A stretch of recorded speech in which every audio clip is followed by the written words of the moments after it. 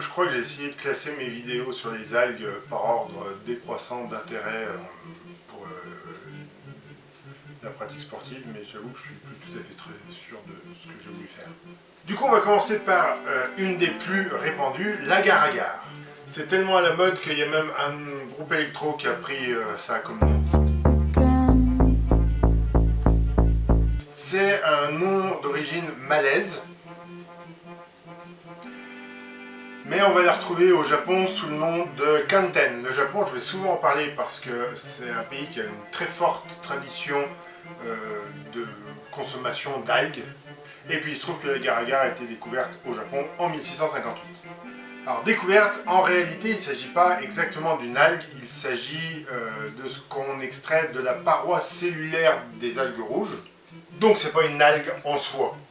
Et l'agar-agar sert de gélifiant ou de liant si vous en mettez moins. Quasiment sans goût ni couleur, donc c'est parfait pour vos préparations à la maison, pour la cuisine, les flancs, etc. Par exemple, si vous mettez de l'agar-agar dans vos confitures, vous avez moins de sucre à mettre pour que vos confitures durcissent. Et donc c'est un additif très utilisé par l'industrie, sous la référence E406. Si vous le déminéralisez, vous obtenez de l'agarose. Donc le principal intérêt de l'agar-agar, je l'ai dit, c'est un gélifiant qui permet pour l'industrie de remplacer la gélatine d'origine animale et qui coûte pas cher parce que c'est très efficace. Dès qu'on en met une toute petite quantité, ça fonctionne.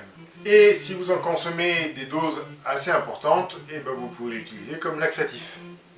Je dis ça des fois que... Ça me permet d'évoquer un autre gélifiant extrait d'algues rouges qui est le carragénane. C'est l'additif E407. Mais dans la toxicité inquiète depuis les années 60, surtout quand il est dégradé, c'est-à-dire quand il a été chauffé à trop haute température. Donc son utilisation a été déconseillée pour les enfants, et il a été remplacé aux USA par le méthylcellulose, qu'on connaît sous le code d'additif E461. Et méthylcellulose, vous avez bien compris, cellulose, c'est fait à base de bois. Ça a l'air horrible comme ça de se dire qu'on mange du bois, mais en fait c'est utilisé, le méthylcellulose, dans les solutions pour les solutions ophtalmologiques pour les yeux. C'est utilisé dans l'industrie de la gouache, et c'est utilisé comme faux sperme dans l'industrie du poivron.